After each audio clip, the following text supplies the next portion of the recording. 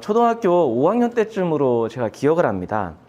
어떻게 우연찮게 이렇게 소개를 받아서 이제 부여 읍내에 저한테는 어렸을 때는 부여 읍내가 굉장히 컸었는데요. 부여 읍내에 이제 YMCA에서 무료로 상영한 기독교 영화가 있습니다. 그거를 어떻게 소개받아서 가게 됐는데 그 영화를 보고 초등학교 5학년인 제 마음에는 굉장한 큰 충격을 받았습니다. 정확한 줄거리는 기억이 나지 않습니다. 그냥 충격적인 장면만 몇 가지 기억이 나는데 남녀 주인공이 나와요. 근데 그 남녀 주인공이 그리스도인인데 그 주인공이 이제 사람의 몸에 666이라는 숫자를 새기려는 무리들에게 쫓기는 내용이었습니다. 혹시 이제 장로님하고 집사님은 보신 기억이 있을지 모르겠는데요.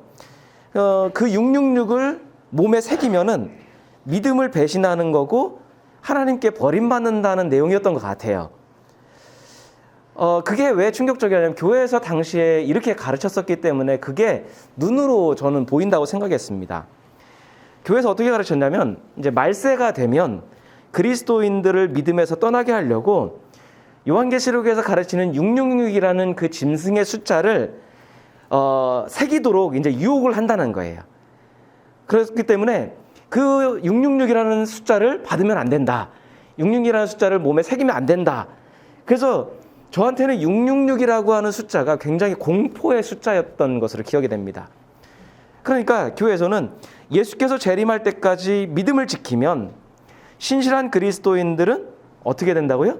먼저 휴거가 되고, 그러니까 땅에서 하늘로 들림받게 되고, 그 뒤에 땅에는 뭐가 있어요? 7년 대환란과 전쟁이 있어서 사람들을 괴롭히고, 그리고 그 이후에는 누가 나타나요? 적그리스도가 나타날 것이다. 그리고 그 적그리스도의 통치 이후에는 최후의 전쟁인 아마겟돈 전쟁이 있을 것이다.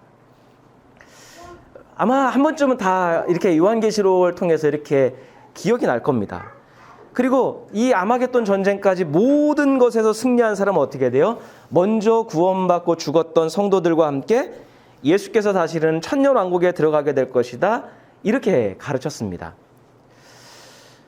그 뒤로도 666이라는 이 숫자의 정체에 대해서 수많은 추측들이 있었습니다.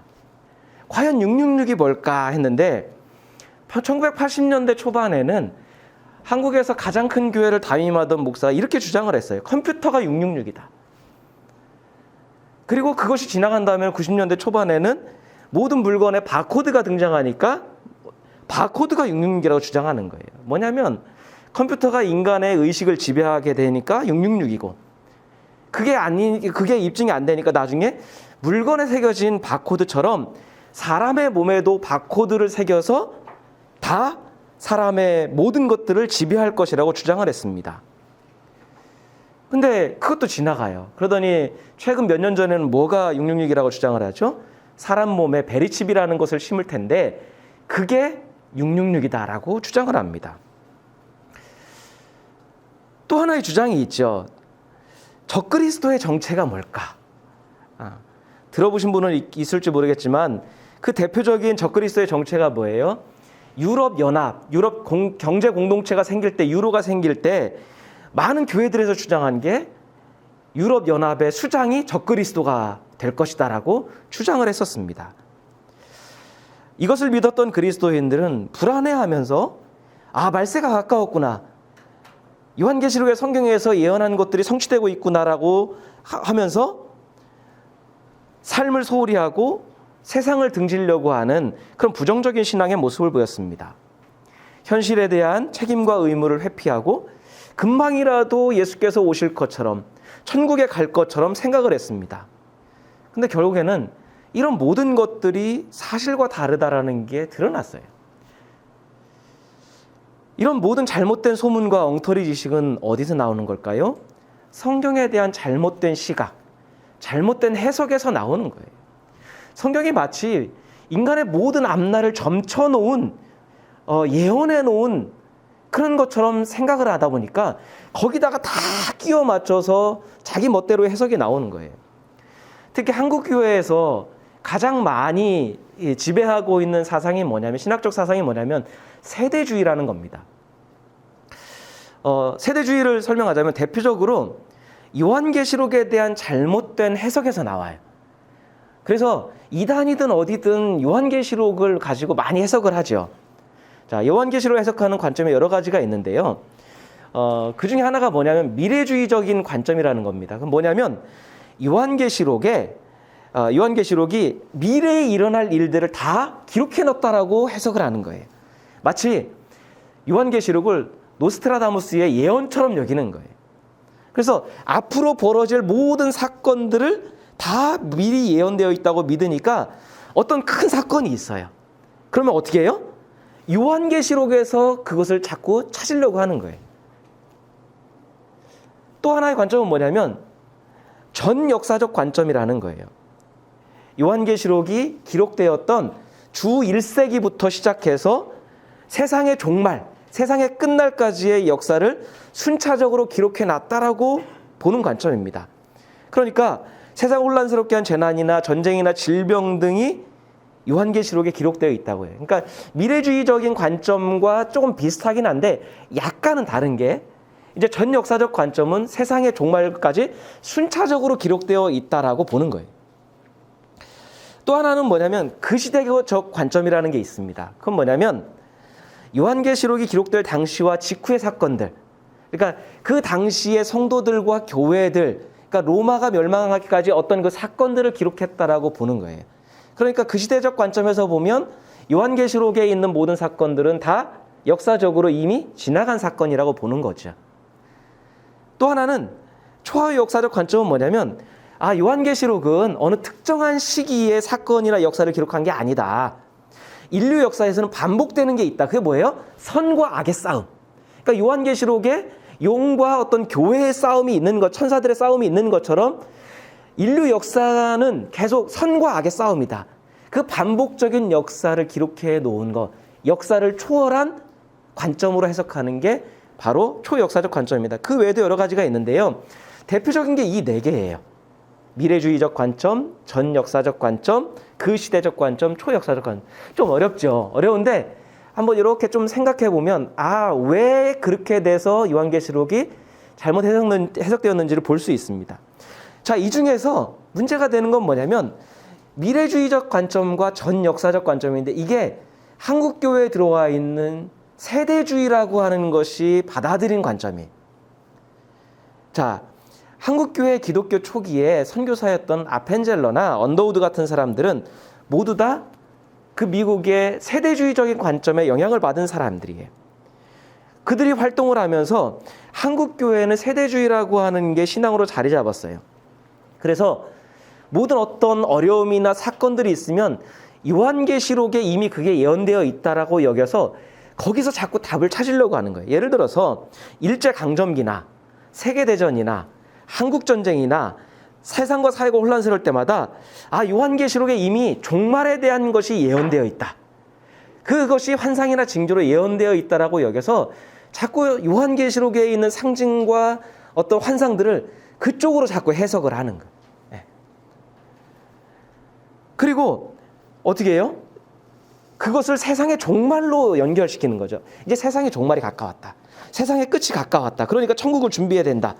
그렇게 하다 보니까 의도하지는 않았을지 모르겠지만 천국에 대한 소망이 강해지는 만큼 뭐가 소홀해져요? 지금 삶에 대한 의무와 책임이 소홀해지는 거예요. 개인적인 구원은 그 다음에 어떤 개인적인 신앙에 자꾸 몰입하게 만들면서 세상에 대한 책임은 소홀해지게 만들었습니다. 어떤 면에서 보면 우리가 시한부 종말론자들을 비판을 하죠. 날짜를 정해놓고 언제 예수께서 오실 것이다 라고 해서 세상을 혼란스럽게 하고 많은 어떤 사람들을 유혹했던 시한부 종말론자들이 있습니다. 근데 한국교회도 사실은 어떤 면에서 보면 그 시한부 종말론자들을 비판할 수 있을 만큼의 어떤 자격이 없는 것 같아요. 왜요? 그들과 좀 비슷한 면을 보여줬기 때문이에요. 천국에 대한 소망을 너무 강조한 나머지 어떻게 돼요? 하나님이 우리에게 현재 주신 삶, 신앙의 의무, 책임을 상대적으로 소홀히 해도 되는 것처럼 가르친 거예요. 여러분, 우리 한번 생각해 봅시다. 여러분, 요한계시록 하면 처음에 어떤 이미지가 떠오르나요? 좀 무서운 책, 세상의 심판 종말을 예언한 책, 뭔가 이렇게 감히 이렇게 좀 떠들어서 읽으면서 이해하기 어려운 책인 것처럼 여러분 이렇게 다가오지 않나요? 뭔가 그 안에 세상의 종말이 담겨 있고 666이라고 하는 아마겟돈이라고 하는 우리가 다뤘던 그런 것들의 예언이 담겨 있는 책일까요?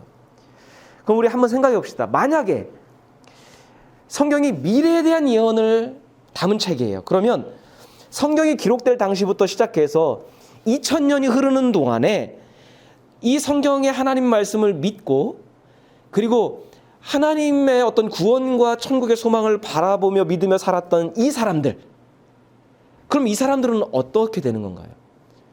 이 하나님의 구원의 대상에서 관심에서 소외되거나 멀어진 사람들인 건가요? 그들은 하나님 나라를 믿었고 금방이라도 하나님 나라가 임할 것처럼 예수님이 오실 것처럼 믿으면서 신앙생활을 했었어요.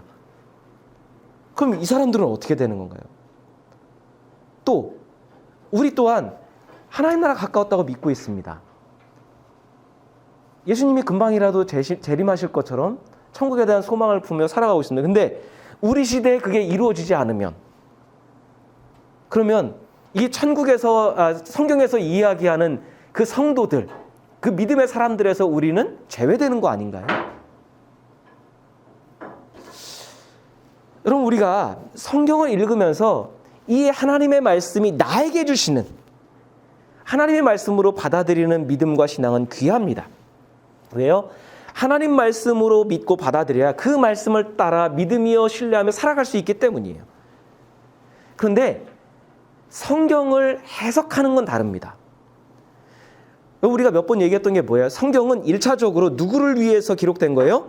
성경이 기록될 당시에 어떤 어려운 상황이나 환경과 특별한 어떤 처지에 있었던 사람들에게 하나님이 경고를 하시든 도우시든 위로를 하시든 격려를 하시든 그 사람들을 위해서 기록된 사실이라는 걸 우리는 염두에 두어야 돼요.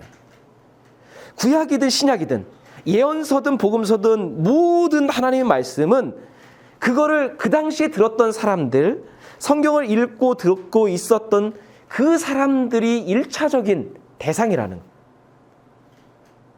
그런데 그 말씀이 그때 시대에만 해당되는 게 아니라, 그들만을 위한 게 아니라 지금의 시대를 초월해서 지금의 우리에게도 적용되는 살아있는 하나님의 말씀으로 우리에게 다가오는 거죠. 근데 우리가 이 사실을 읽는 순간 어떻게 돼요? 마치 이 성경이 수천 년, 수세기를 건너뛰어서 마치 이 모든 사람들은 상관없이 나만을 위한, 나에게 직통계시로 주시는 예언의 성취인 것처럼 착각하게 만든다라는 거예요. 이렇게 되는 순간 어떻게 돼요? 성경을 내 멋대로 해석을 하는 거예요. 나에게 유리한 대로 내 입장과 내 상황에만 몰입해서 성경을 해석하게 되는 거예요. 거기에서 성경에 오류가 나오기 시작하고 신앙의 방향이 잘못 잡히는 거예요. 여러분, 이게 중요한 게 뭐냐면 성경에 대한 우리의 관점이 믿음의 방향을 결정해요. 우리가 성경을 어떻게 바라보고 믿느냐에 따라서 우리 믿음이 어떻게 갈지 결정이 되잖아요. 그리고 그 믿음의 가치관에 따라 우리 삶의 방향이 바뀌고 삶을 살아가는 방식이 바뀌어요. 개인적인 구원을 믿는 사람들은 어떻게 돼요? 세상이 어찌가 됐든 나는 내 믿음 지키고 내 천국 가면 돼요.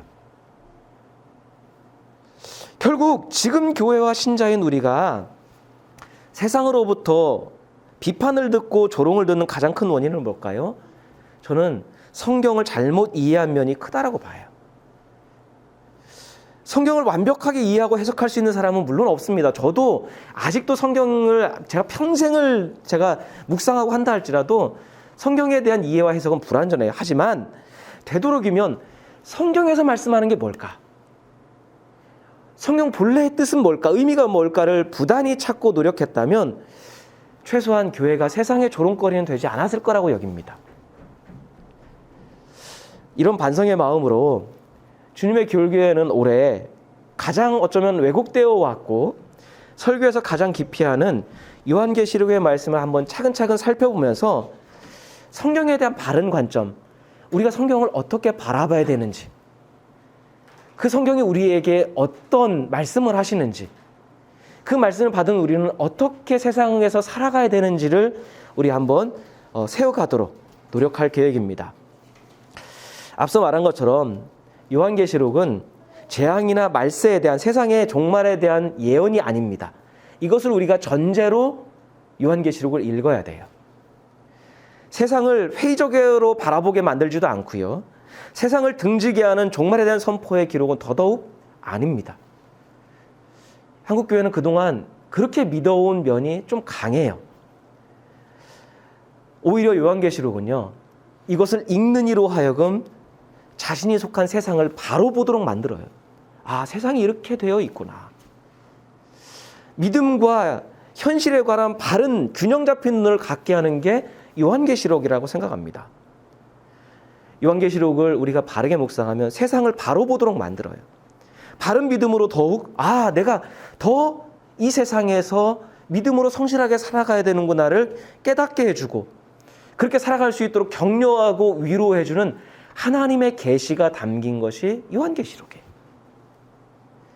앞으로 요한계시록의 내용을 차근차근 살펴보면서 요한계시록이 가지고 있는 이러한 신앙의 유익을 우리 함께 발견할 수 있기를 원합니다. 오늘은 이게 시간 관계상 요한계시록의 개요만 이게 살펴봤으면 좋을 것 같습니다. 이렇게 준비하다 보니까 내용이 너무 방대하고요. 모든 걸 다 소개할 수도 없고요. 역사적인 배경도 다 소개할 수도 없고 이게 신학교에서는 한 학기 분량이기 때문에 차근차근 시간이 날 때마다 배경이나 어떤 그거에 대한 근거가 되는 그런 것들을 우리가 살펴보도록 하겠습니다. 앞서 말한 것처럼 어쩌면 우리들도요, 그랬을지 모르겠는데 많은 사람들이 요한계시록 하면 말세에 대한 예언의 기록이라고 여깁니다. 여기에는 세상 종말에 대한 예언이 담겨 있다라고 생각합니다. 그런데 엄밀하게 말하면 요한계시록은 예언이 아니라 묵시입니다. 그러니까 예언이 아니라 묵시입니다. 그러니까 묵시는 뭐냐면 요한계시록, 계시가 묵시예요. 리버레이션이라고 하는 단어가 계시라고도 번역이 되고 묵시라고도 번역이 되는데 그냥 쉽게 생각하면 계시구나라고 하는 거예요. 그러니까 그럼 예언하고 계시가 어떻게 다르냐? 예언이라고 하는 건 뭐냐면 우리는 보통 예언하면 앞날을 점치는 거를 예언이라고 생각합니다. 근데 성경에서의 예자는 미리 예자가 아니라 말할 예자예요. 그러니까 뭐냐면 예언이라고 하는 건 뭐냐면 이 세상을 향한 하나님의 계획과 뜻을 대언하는 것. 대언이 뭐예요? 하나님 대신에 사람의 입을 통해 말하는 거예요. 그래서 예언의 초점은 뭐냐면 지금 예언의 말씀을 듣고 있는 사람들의 현재의 삶을 변화시키는 거예요. 포커스는 어디예요? 현재의 삶이에요. 그 사람들이 뭔가 죄를 지었든지 그 다음에 어떤 어렵고 고통스러운 상황이 있다면 그 원인이 뭔지를 가르쳐주는 거예요. 근데 그 원인의 대부분 뭐예요? 너희가 죄를 지었기 때문이다. 너희가 하나님 말씀에서 벗어났기 때문이다라는 걸 가르쳐주는 거예요. 그래서 예언서, 우리가 구약의 예언서에도 보면 주된 메시지가 뭐예요? 회개하고 하나님께 돌아와라. 그러니까 예언의 포커스는 뭐냐면 현재 하나님의 백성들이 잘못하고 있는 것들을 가르쳐주는 거예요. 그것 때문에 너희가 고통당하고 있던 걸 가르쳐주는 거예요. 그러니까 돌아와라. 현재 삶을 변화시키는데 포커스가 있는 게 예언이에요. 그러니까 우리가 예언이라고 하는 것을 여기를 잘 기억하고 있어야 돼요. 그것을 반면에 묵시는 뭐냐면 앞으로 얘기하는 거죠. 묵시는 계시라고도 하는데요. 계시의 사전적인 뜻은 뭐예요? 직접적이고, 그러니까 직접적으로 말이나 어떤 행동으로 이거다라고 가르쳐 주는 게 아니라 어떻게 해요? 은근히 자신의 뜻을 드러내는 건데, 자, 뭐냐면 묵시는 그 불공평한 세상에서 이제 불의한 사람들과 불법을 행하는 사람들에게 고통당하고 있는 신자들이 있어요. 그들에게 희망과 소망을 주기 위해서 주신 말씀이 묵시예요. 그래서 은근하게 이야기해야 되잖아요. 직접적으로 얘기하지 못하잖아요. 그래서 환상과 상징이 많이 나와요. 우리 요한계시록에 보면은 뭐 어떤 환상이 많이 나오고 상징이 나오잖아요. 그거는 미래에 대한 어떤 예언이 아니라 불공평하고 어떤 불의한 세력에 대해서 그걸 빗대서 직접적으로 얘기할 수 없으니까 빗대서 얘기하는 거예요. 그러니까 현실이 너무 암담하고 막막합니다. 불의한 세력이 너무 커요. 불법을 행한 사람들이 너무 잘 살아요. 그러다 보면 어떤 갈등이 있습니까? 믿음을 포기하고 싶어요. 아, 내가 이렇게까지 애쓰면서 아등바등 살아야 되나? 굳이 내가 이렇게 의롭게 살아야 되나? 왜? 의롭게 살수록 피해는 더 오고 손해를 봐야 되고 희생해야 되고 삶은 행복하지 않고 맨날 고통당하는 것 같고 그런 갈등들이 있잖아요. 믿음으로 살려면 할수록. 그런 사람들에게 묵시는 뭐예요? 암울한 현실 속에서 믿음이 흔들리는 신자들에게 현실은 그렇게 보일지 모르겠지만 여전히 세상과 역사의 주인은 누구예요? 하나님이다. 그러니까 요한계시록에서 가르쳐주는 게 뭐예요? 이 세상의 주인, 역사의 주인은 하나님이시라는 걸 가르쳐주는 거예요. 그래서 하나님은 너희가 지금 고통당하고 있어서 하나님이 지금 보이지 않고 느껴지지 않지만 하나님은 여전히 여러분의 삶에 함께하고 계시고 돕고 계시고 하나님이 계획하신 목적지까지 여러분을 인도하시는 분이라는 걸 깨닫게 해주는 거예요. 그러니까 예언하고 다른 건 뭐예요? 예언은 그들의 삶을 변화시키는 거라고 한다면 계시는 뭐예요? 희망과 소망을 주는 거예요. 삶이 암담하고 어렵고 고통스럽지만 하나님은 여전히 여러분을 돕고 계시다. 그러니까 계시는 뭐예요? 그러니까 눈을 뜨라는 거예요. 보이는 현실에만 몰입돼서 하나님이 없는 것처럼 그 다음에 하나님이 무능력한 것처럼 이렇게 좌절하고 낙담하며 살지 말고 하나님은 여전히 여러분의 삶의 주인이시니까 하나님은 여전히 여러분에게 함께하고 계시고 돕고 계시니까 희망과 소망을 가지라고 하는 말씀. 그러니까 이렇게 볼 때 요한계시록은 뭐예요? 말세에 대한 예언의 책이 아니라 믿음을 지키기 어려울 정도로 고통당하고 있었던 특히 그 당시에 로마의 핍박 아래에서 믿음을 포기해야 되는 갈등하고 있는 신자들에게 그들을 격려하고 위로하고 소망을 심어주는 책이 바로 요한계시록이라. 어쩌면 이 시대에 지금의 우리에게 맞는 말씀일 수도 있어요. 너무 어려워요. 세상은 전쟁이 있고 경제적으로는 어렵고 사회적으로는 인간 가치가 떨어지고 모든 면에서 희망과 소망을 발견하기 힘든 이때를 살아가는 우리들에게 요한계시록은 역사와 인생과 모든 것의 주인은 하나님이라는 걸 가르쳐주고 있는 거예요. 요한계시록에서 분명 하나님의 심판은 나타나지만 그 하나님의 심판은 일반적으로 알고 있는 것처럼 이 땅을 파괴하고 멸망시키는 게 아닙니다. 오히려 하나님의 심판은 억압과 폭력과 불의와 불법으로 오염되어 있는 모든 것이 진리가 무너져 있는 이 땅을 회복시키시는 게 하나님의 심판이에요. 그러니까 우리는 심판하면 멸망시키고 파괴하는 걸 생각하는데 오히려 요한계시록에 가르쳐주는 하나님의 심판은 뭐냐면 회복이에요. 이 땅을 회복시킬 것이다. 지금은 불의와 불법으로 사는 사람들이 성공한 인생처럼 보이죠. 솔직히 그렇잖아요. 믿음보다는 욕심과 이익을 쫓아 사는 게 현명한 선택같이 보여요. 왜요? 당장에 주어지는 이익이 있으니까. 이 세상을 주관하고 이 세상의 주인이 누구예요? 돈과 힘을 가진 사람들, 그 사람들이 이 세상의 주인처럼 보입니다. 그러다 보니까 상대적으로 하나님은 무능력해 보이고 믿음으로 사는 사람들, 의롭은 뜻을 붙들고 사는 사람들에게는 아무것도 해줄 수 없는 무능력한 하나님처럼 보여요. 그런데 하나님은 요한계시록의 계시를 통해 하나님은 여전히 이 땅을 향한 계획을 갖고 계시고 하나님의 때를 만들고 계시다라는 걸 가르쳐 줍니다. 하나님의 심판의 때가 되면 하나님의 때가 차면 이 세상은 멸망하는 게 아니라 이 땅에 하나님의 공의와 사랑이 회복되도록 하나님 그렇게 만들고 계시고 우리와 함께 일하고 계시다라는 거예요. 하나님의 공의와 사랑이 회복이 되면 이 땅에서 그동안 고통당했던 의인들과 하나님의 백성이 하나님을 예배하며 하나님을 경배하며 살게 될 거라는 거예요. 하나님이 이 땅을 회복시키게 되면 이 회복된 땅에서는 더 이상 불의가 통하지 않아요. 지금은 불의가 상식인데 그때는 불의가 통하지 않고요. 섬김과 의로움이 힘이 돼요.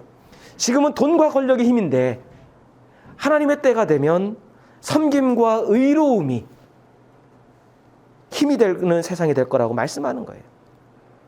그 때가 점점 다가오고 있으니까, 그 때가 임박했으니까 믿음을 포기하지 말고 지금의 고통을 인내하면서 믿음을 잘 지키고 의로운 삶을 절대 포기하면 안 된다고 요한계시록은 가르쳐주고 있는 겁니다.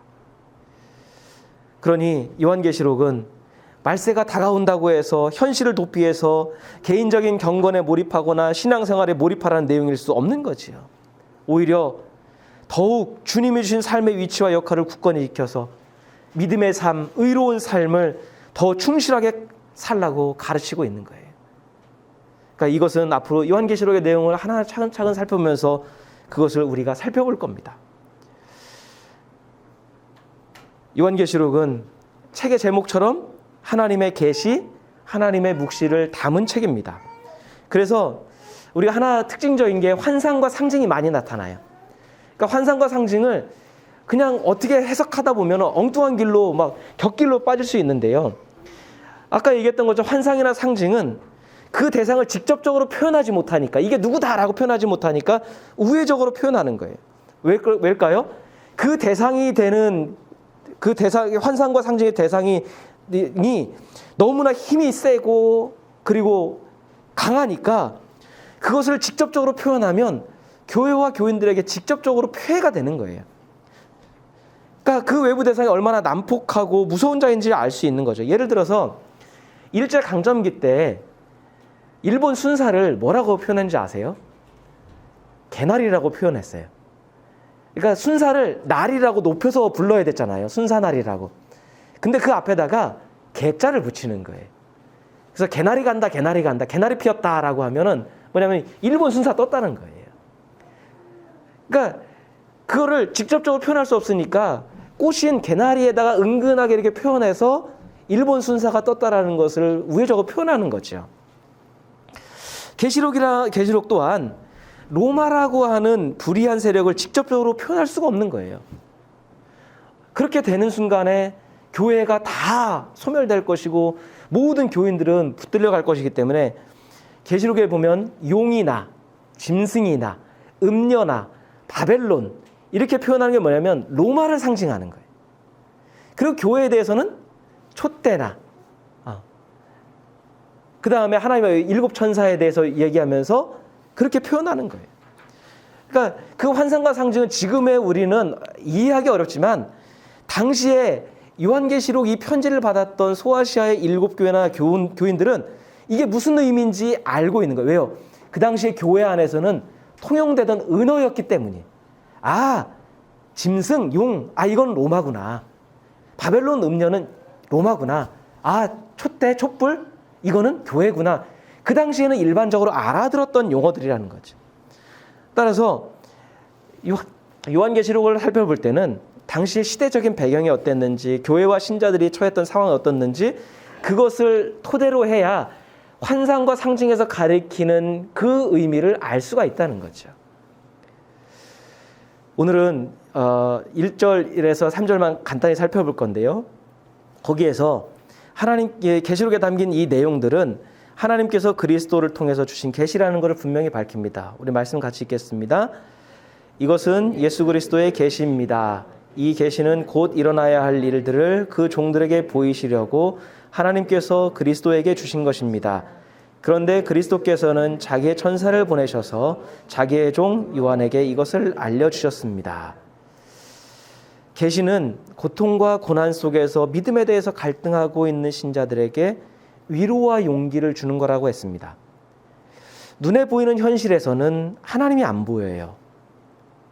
눈에 당장에 보이는 이익과 불의를 따라 사는 그 사람들이 더 선명하게 보이고 그렇게 사는 게 더 지혜로워 보입니다. 그런데 계시는 뭐예요? 눈에 보이는 게 전부가 아니라고 가르치는 거예요. 사람은 눈에 보이는 거에 현혹되는데 계시는 뭐예요? 눈에 보이는 게 전부가 아니라는 것을 가르쳐 주는 거예요. 그러니까 계시에서는 현실에만 너무 목매지 말고 눈에 보이는 것에만 현혹되지 말고 믿음의 눈으로 보이지 않는 세계를 바라보라고 가르치는 거예요. 뭐예요?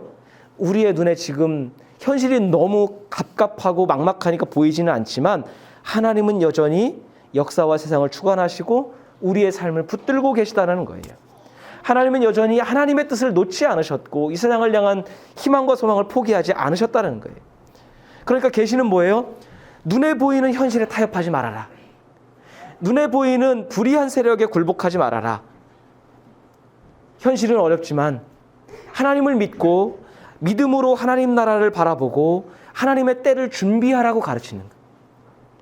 그래서 계시는 고난당하고 있는 성도들이나 핍박당하고 있는 약자들에게는 기쁜 소식이 되는 거죠. 아, 나를 버림받은 줄 알았는데 하나님이 나를 버리지 않으셨구나. 하나님이 이 세상을 포기한 줄 알았는데 하나님 포기하지 않으셨구나. 그걸 가르쳐 주는 거예요. 자, 여기서 밝히는 예수 그리스도의 계시에는 두 가지 특징이 있는데 첫째는 뭐예요? 계시는 뭐예요? 곧 일어날 일들, 속히 일으키실 하나님의 계획이라는 거예요. 여러분, 만약에 불의한 세력에 의해서 불법을 어떤 고난과 핍박이 계속된다면 그거를 끝까지 버틸 수 있는 사람이 누가 있을까요? 절망이겠죠. 아, 이거 언제까지 해야 돼? 이거 언제까지 버텨야 되지? 언제까지 인내해야 되지? 절망일 거예요. 믿음을 언제까지 지킬 수 있을지 아무도 장담할 수 없습니다. 근데 이들에게 하나님은 뭐라고 말씀하는 거예요? 하나님의 계획이 곧 실행될 것이다라고 가르쳐 주는 거예요. 그러니까 희망을 잃지 말고 포기하지 말아라. 믿음을 지키라라고 가르치는 거예요. 근데 여기서 속히 이루어진다고 했는데 의문이 생기죠. 이 말씀이 기록된 게 2000년 전입니다. 근데 2000년이 지나도 하나님의 심판은 이루어졌나요? 이루어지지 않았고 우리가 믿고 있는 예수님의 재림이 성취가 됐나요? 2000년 동안 수십억의 어떤 신자들이 거쳐갔는데 예수님의 재림도 이루어지지 않았어요. 2000년이 넘는 세월 동안에 곧 이루어질 거라는 계시가 아직도 이루어지지 않았어요. 속히 이루어질 거라고 했는데 이 계시를 믿고 인내하며 믿음을 지켰던 성도들은 모두 속은 것처럼 보입니다. 근데 이것은 우리가 이 말씀에 대한 오해에서 나오는 거예요. 기독교 역사를 보면 하나님의 이 계시는 이루어지고 있고 이 계시를 믿었던 성도들은 이 계시가 이루어지고 있는 것을 경험했습니다. 왜 그럴까요? 이 곧이라고 하는 말은 시간상의 빨리를 의미하지 않아요. 오히려 이 곧이라고 하는 말은 반드시 해야 된다는 필연성과 당위성을 이야기하는 거예요. 즉 하나님의 계시는 시간상 빨리 이루어지는 게 아니라 반드시 이루어진다는 필연적인 사건을 가리키는 거예요. 하나 더 이야기한다면 이 곧이라고 하는 건 뭐냐면 그만큼 성도들의 마음이 간절하고 긴급하다라는. 그렇기 때문에 하나님은 그들의 삶에 개입하고 계시다라는 것, 개입하실 거라는 것, 이루실 거라는 것을 이야기하는 거예요. 하나님의 약속을 믿고 하나님의 심판을 기다린 성도들은 여전히 그들의 삶에 함께 하시고 그들을 위로하시고 그들을 인도하시는 하나님의 손길을 경험했습니다. 현실은 여전히 그들에게 고통을 주고요. 불의한 악의 세력이 세상을 다 통치하고 세상의 주인인 것처럼 보이지만 그들은 이 세상을 치료하고 회복시키시는 하나님의 살아계심을 경험했습니다. 그 증거가 뭘까요? 그런 믿음과 경험이 있었기 때문에 현실의 이익에 연연하지 않고 불공평한 세상에서도 믿음을 잃지 않을 수 있었던 건 무엇 때문일까요? 하나님의 그 개입하심을, 하나님의 일을 이루어가심을 경험하고 깨닫지 않았다면 이게 가능할 걸까요?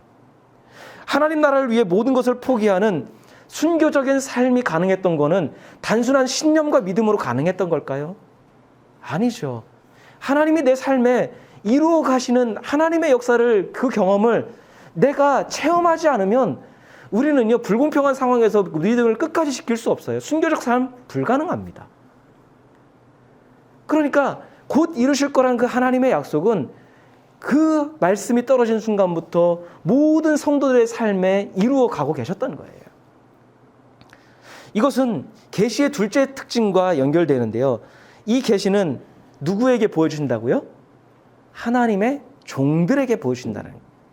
여기서 종들은 목사나 목회자를 얘기하는 게 아니라 직분자들을 가리키는 게 아닙니다. 이 편지의 대상이 되었던 교회들과 그 모든 성도들을 가리키는 거예요. 남녀 성도들을 가리키는 거예요. 즉 종들은 누구냐면 예수 그리스도의 가르침을 받들어서 하나님 뜻대로 살면서 믿음을 지키고 있는, 현재 믿음에 안에서 인내하고 있는, 고난 중에서도 참고 있고 믿음을 지키고 있는, 하나님 나라를 위해 살고 있는 모든 사람들이 하나님의 종이에요. 따라서 하나님의 계시가 바로 들리고 바로 보이는 사람이 누구예요? 하나님 뜻대로 살고 있는 사람들, 고난 중에서도 인내하는 사람들, 그들에게만 하나님의 계시가 바르게 들리고 바르게 보이는 거예요. 세상과 타협하지 않고 하나님 말씀대로 사는, 그러니까 세상과 타협하거나 욕망과 이익을 쫓는 이들, 불의와 불법에 발을 담그고 사는 이들에게는 하나님의 계시가 보이지 않죠. 보일 수가 없는 거죠. 하찮은 것이 되는 거죠. 하지만 믿음으로 하나님 나라를 바라보며 사는 이들은 하나님의 계시가 이루어지고 있다는 것을 체험하는 거예요. 반드시라고 하는, 곧이라고 하는 것은 지금이라고 하는, 나의 삶에도 이루어지고 있다는 것을 경험하고 있는 거죠. 앞으로 살펴보겠지만 예수님의 재림 또한 우리를 천국이라는 다른 세상으로 데려가기 위한 미래적인 사건이 아니에요. 여러분, 우리는 재림이라고 하면 어떤 거죠? 떠났던 예수님이 다시 돌아오는 것을 재림이라고 여기지만, 여러분, 부활하신 예수님께서는 우리를 떠나신 적이 한 번도 없으세요. 이 땅을 떠나신 적이 없으세요. 예수께서는 항상 우리와 함께 하셨고 우리 삶을 인도하셨어요. 예수님의 마지막 말씀을 우리 같이 한번 살펴보겠습니다. 내가 너희에게 명령한 모든 것을 그들에게 가르쳐 지키게 하여라. 보아라, 내가 세상 끝날까지 항상 너희와 함께 있을 것이다. 여러분, 예수님이 이 약속을 누구한테 하셨죠?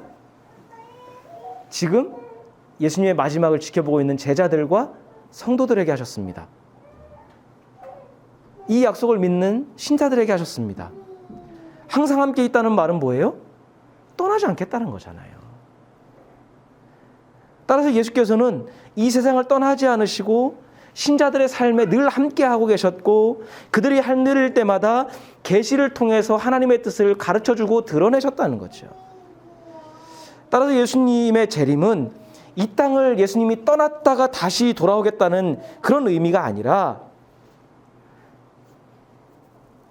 제자들과 함께 하셨고, 그리고 지금의 신자인 우리들의 현재의 삶에 매 순간 자신을 드러내시고 말씀하시고 도우시고 인도하시겠다고 하는 현재적인 말씀인 거예요. 미래에 성취될 어떤 그런 게 아니라 우리 매일의 신앙에 예수께서 함께 하신다는 약속이 되는 거예요. 하나님 나라를 위해서 인내하며 믿음을 지키는 우리의 삶에 항상 함께 하시면서 우리와 함께 하나님 나라를 회복하고 계시다는 약속의 말씀이 바로 마지막 말씀이 되는 거죠. 여러분, 시대가 참 암울합니다. 세상이 참 혼돈스럽습니다. 정치는 공정과 정의를 잃었고요. 경제는 부유한 자와 가난한 자의 사이를 더 갈라놓고 있습니다. 안타깝게도 교회는 생명을 존중하기보다는 건물 크기와 신자들의 머리 숫자에 가치를 두고 있습니다. 사회 안에서는, 사람들의 관계에서는 섬김과 존중은 사라지고 물질적인 가치가 사람의 가치가 되어버렸습니다. 하나님의 공의를 따라 사는 게 부질없어 보일 만큼 하나님이 보이지 않는 암울한 현실이 지속되고 있습니다. 어떤 신앙으로 어떻게 삶을 감당하고 믿음으로 살아야 될지 막막하고 믿음에 대해서 갈등할 수밖에 없는 시대입니다. 요한계시록의 때가 그랬습니다. 그렇게 믿음을 포기하고 싶을 만큼 어두운 시대에 쓰여졌던 것이 요한계시록입니다. 어둠이 깊어질수록 새벽이 가까운 징조라고 하죠. 어두운 때일수록 오히려 하나님의 계시가 더 선명하게 들릴 수 있습니다. 암울하고 답답한 때일수록 하나님의 계시 속에서 소망을 발견하고 하나님의 위로를 더 구체적으로 받을 수 있습니다. 우리 안에서 하나님 나라에 대한 소망을 회복해야 세상에 하나님 나라의 희망을 전할 수 있습니다. 올해 계시록에 나타난 하나님의 계시를 하나하나 살펴보면서 우리 삶이 계시적인 삶이 되기를 간절히 소망해 봅니다. 삶과 하나님의 계시를 바른 눈으로 보고 그리고 바르게 살아내는 힘과 격려를 얻는 한 해가 되고 우리가 소망이 회복되는 만큼 우리 가정에 또 주변 사람들에게 하나님 나라의 희망을 우리를 통해 나타내 줄 수 있는 하나님이 여전히 이 세상의 주인이시고 역사를 끌어가고 계시고 우리를 인도하시는 살아계신 하나님이라는 것을 우리 삶을 통해 잘 드러낼 수 있는 우리 주님의 길교회가 되기를 간절히 소망합니다. 우리 함께 같이 기도하겠습니다.